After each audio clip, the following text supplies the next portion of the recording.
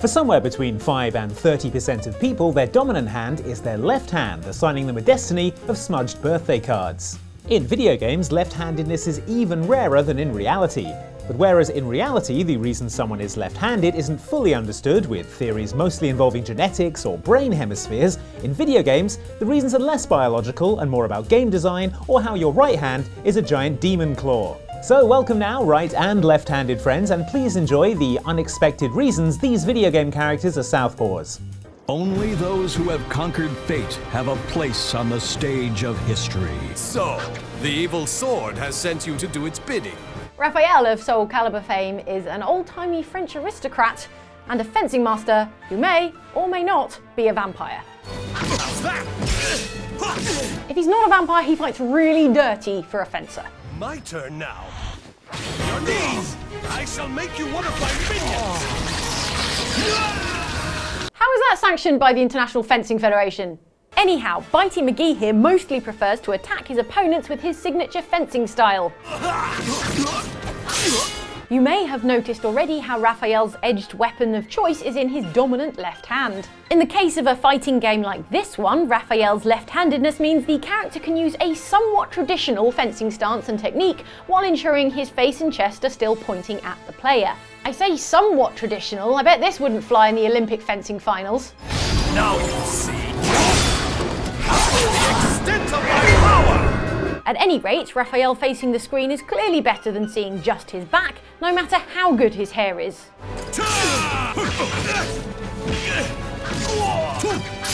In the fiction of the game, Raphael probably had a rough time of it being a left-hander in 16th century France, on account of the negative connotations that were historically and stupidly associated with being left-handed. Although, by the time he became an evil and powerful fencing vampire, I doubt anyone was giving him a hard time over which hand he stabbed them with. You one of my minions! No biting! Told you.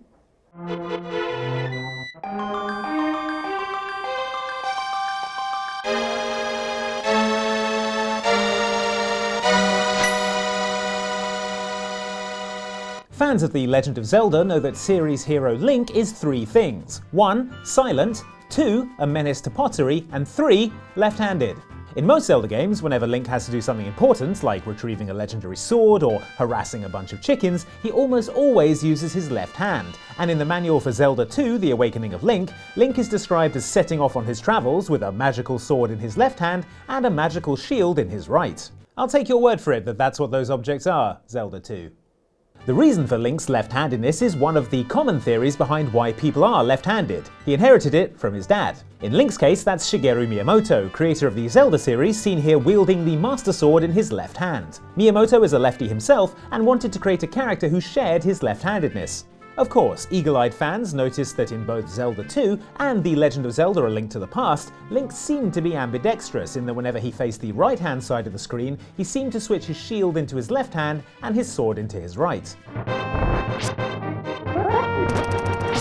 Rather than telling everyone to chill out and explaining the concept of sprite mirroring to them, Nintendo instead claimed that this was the result of a Hylian superstition that required a person to always have their shield facing north toward Death Mountain to guard against the mountain's evil power, which was why Link's shield was always at the top of his sideways sprite, regardless of which way he was facing. The biggest challenge to Link's canonical leftiness, however, came in 2006's Twilight Princess for the GameCube and Wii. Thanks to the game's motion controls, which meant that 90% of players would be using the right controller to swing their sword, Link flipped sides as well, becoming right-handed for Twilight Princess, as well as follow-up Skyward Sword. The most recent Zelda game, Breath of the Wild, sees Link as a righty again, thanks, according to Nintendo, to the buttons being on the right-hand side of the Nintendo Switch.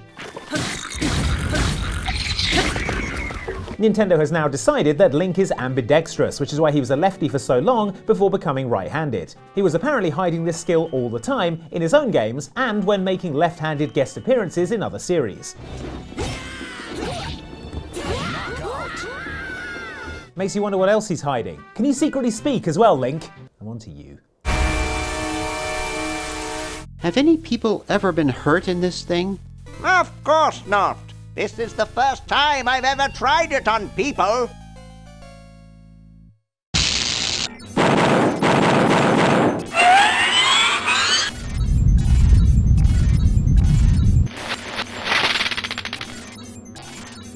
Well, I'll be.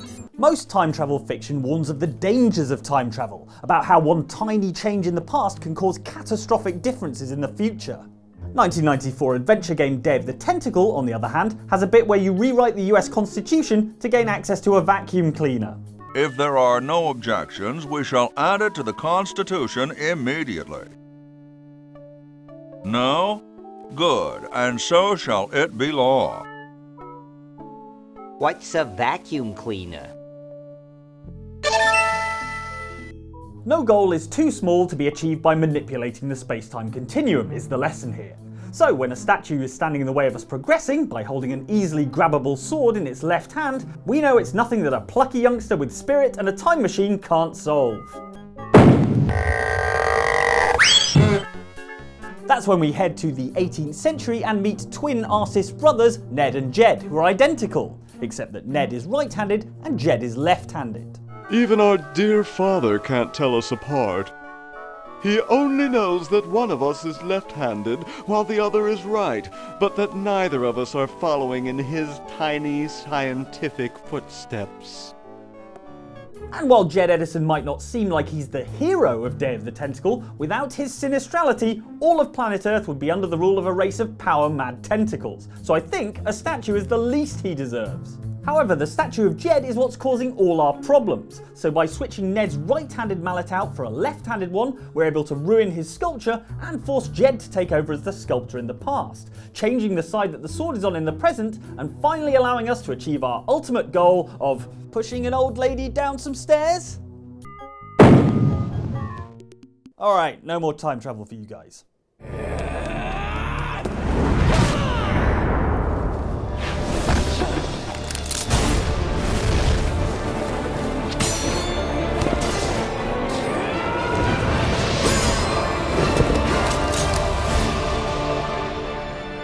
Dante lookalike Nero from the Devil May Cry series is a lefty, and like Nero, we're going to go out on a limb here and say that the reason for that is because his right arm is a demonically possessed nightmare appendage called the Devil Bringer.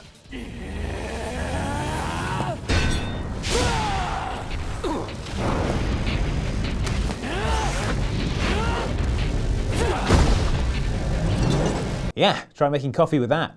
So while it makes sense for Nero to use his left hand for complex tasks, because, come on, I wouldn't trust a demon hand with a sword either, the reason Nero was saddled with an evil arm in the first place was mostly to do with a character from a completely different game series, Raiden from Metal Gear Solid 2. See, Capcom were very aware of the backlash from fans when Konami forced players to stop playing as beloved hero Solid Snake, and instead made them play as Raiden, a character who we can best describe with this footage of him cupping his junk and cartwheeling naked down a tunnel.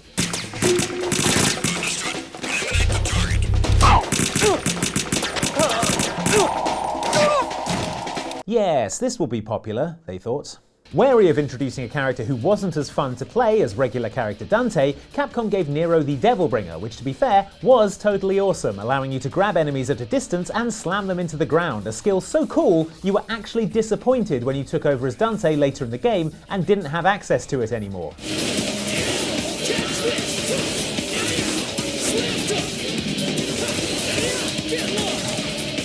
In fact, Capcom might have gone too far the other way, which is why in the upcoming Devil May Cry 5, it turns out that someone has cut off and stolen Nero's Devil Bringer, leaving Nero with a new prosthetic called the Devil Breaker. Maybe stop getting devil limbs altogether, Nero? Just a suggestion. I mean, what's the common thread here?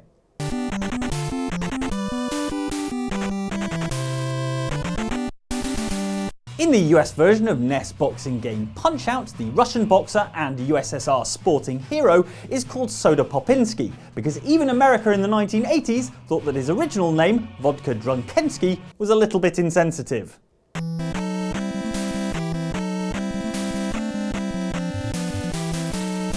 And that was the 1980s, the least culturally sensitive decade since all the decades preceding it. Cultural insensitivity aside, however, Soda Popinski was also an interesting character due to the fact that he's the only Southpaw boxer in the game. Despite their frustrations with writing letters, using scissors, and shaking hands confidently, left-handed people have a natural advantage in boxing, as most boxers are right-handed and train against other right-handed boxers, making left-handed boxers unpredictable and difficult to read. That's why the developers decided to make Soda left-handed, and as such, Soda Popinski proved to be a real difficulty spike in the original Punch-Out, as by this point, players had gotten used to fighting righties, leading to a lot of time spent spread-eagled on the mat while Soda did his weird laugh at you. Which, I mean, I get it, Soda, good job, but you don't need to mock me when I die in Zelda 2 as well. It's just mean. Intel says it's a haven for terrorists now. And I'm not going to be happy to see an American, BSAA or not. That's why I'm your partner. Help put them at ease. Well, I'm sure you'll do just fine. Resident Evil 5 begins with muscle golem Chris Redfield meeting Sheva Alomar, a bioterrorism agent who welcomes him to her entire continent.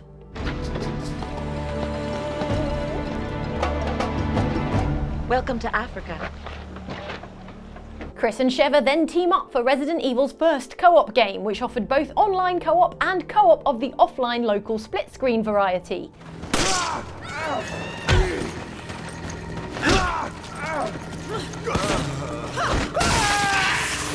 Teamwork makes the dream work. With Chris's former partner Jill Valentine presumed KIA, Sheva is Chris's new BSAA buddy. And she's the perfect partner. Tons of local knowledge, first aid skills, and small enough to be launched long distances.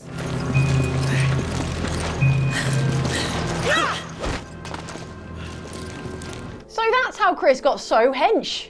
Is that what CrossFit is? Another thing about Sheva is that she was Resident Evil's first left-handed protagonist.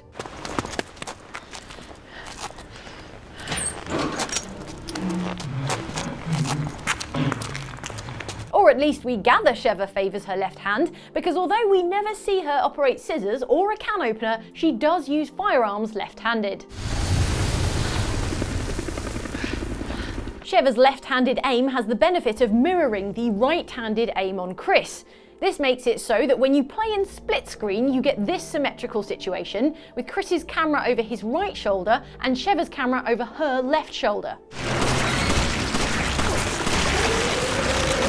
I say benefit, you might find it tricky readjusting to the left-handed aim on Sheva after years of doing the opposite. Sheva is committed to left-handed aiming, however, except for briefly at the end of the game when she deigns to fire a rocket launcher designed for right-handers. I guess you just can't get hold of left-handed rocket launchers. Locked and loaded.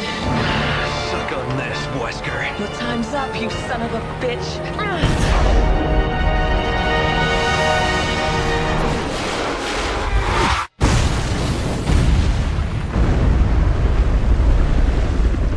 What do you mean you've only got scissors and can openers? I need something with far more stopping power. Call yourself a leftorium?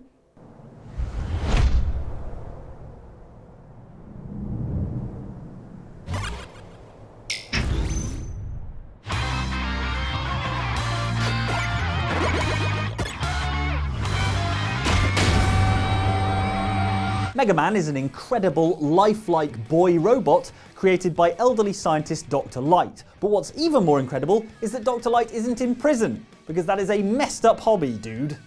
Instead, he and Mega Man fight the forces of the evil Dr. Wily across countless video games, the majority of which see Mega Man using his signature Mega Buster Blaster with his left hand. The reason for this is that originally Mega Man games were side-scrolling platformers, in which the Mega Man sprite would use his far hand to fire his weapon. As side-scrolling games usually have you going from left to right, this meant that Mega Man's far hand was almost always his left one, cementing his status as one of gaming's top-tier lefties. Like Link before him, this feature became a canonical part of Mega Man's whole deal, so when he appeared in Super Smash Bros. 4, you'd expect his signature move to reflect that, which it does, sort of. During his final Smash move, Mega Man is joined by 4 other Mega Mans, whichever, to deal the final blow to his opponents. These guys are Mega Man X from the game of the same name, Mega Man Volnut from Mega Man Legends, Star Force Mega Man from Mega Man Star Force, and Mega Man.exe from Mega Man Battle Network. Of these extremely mega men, only Mega Man.exe missed the memo and is holding his buster in his right hand.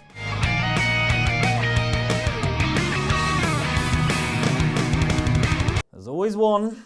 In Smash Bros. Ultimate, 2 more characters are added to the final Smash, Proto Man and Bass, and both of them use their left hands as well. So by this point, I think we can all agree that Mega Man.exe is just being contrary for attention.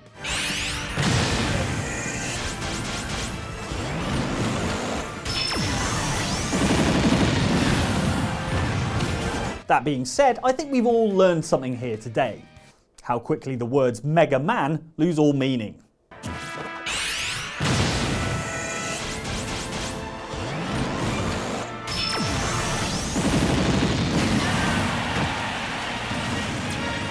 Thanks so much for watching this video about left-handed video game characters, and a big left-handed salute to our left-handed viewers. Thank you for watching. Now, if you want some more ARM-related content, we are your premium location for that on the web. Up here we have a video about ARM upgrades. They were so much better than human arms, it was embarrassing. But maybe you're not interested in ARM videos. If so, thank you for sticking through this one. But if you want something else completely different, it's a video down here from Outside Extra, which is about games you played so much you saw them everywhere. Check them out, and goodbye with my left hand.